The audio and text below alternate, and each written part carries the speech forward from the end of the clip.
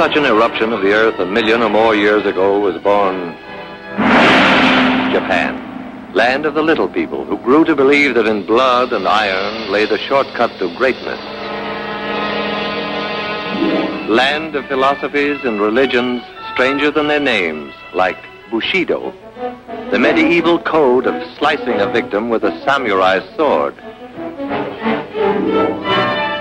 Hako Ichiu, which means the four corners of the world under a Japanese roof.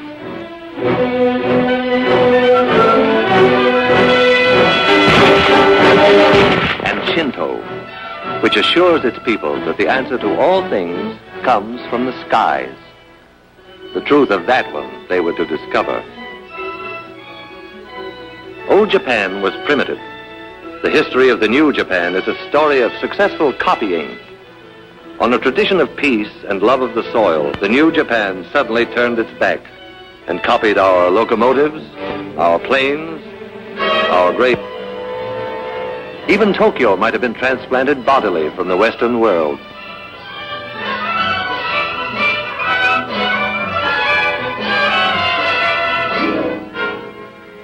Japan's plans for world conquest were financed by the fine thread of an industrious caterpillar, woven into silk and stamped "Made in Japan" for its English-speaking customers.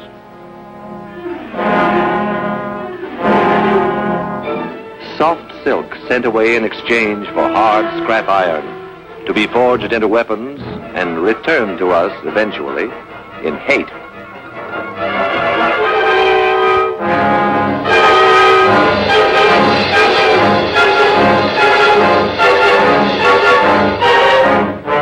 Made in Japan became a sentence of death.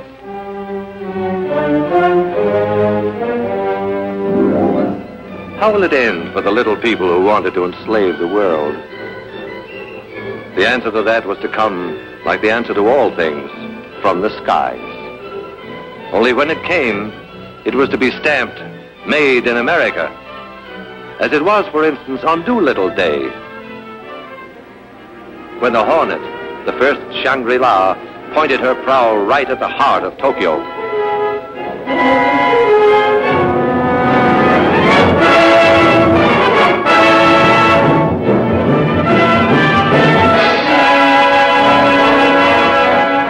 This was the first brief answer to Japan that came from the skies. It was not to be the last. General Doolittle vowed, "We're going back to Tokyo, and we shall go in full array and with mighty allies." a weapon was ready.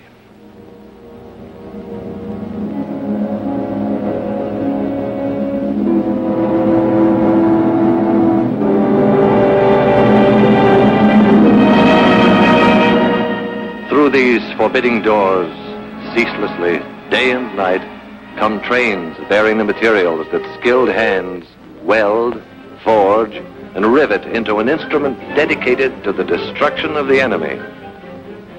This is only one of many plants that one day appeared where just the day before, it seemed, was pasture land, or the place where they were building washing machines.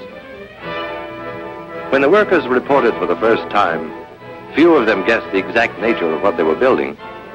They knew that a giant plane would result, but beyond that it was largely conjecture. But then the day came, inevitably, when the pieces of their jigsaw began to fit together. The day when the mountains of material and the millions of man-hours all combined to confirm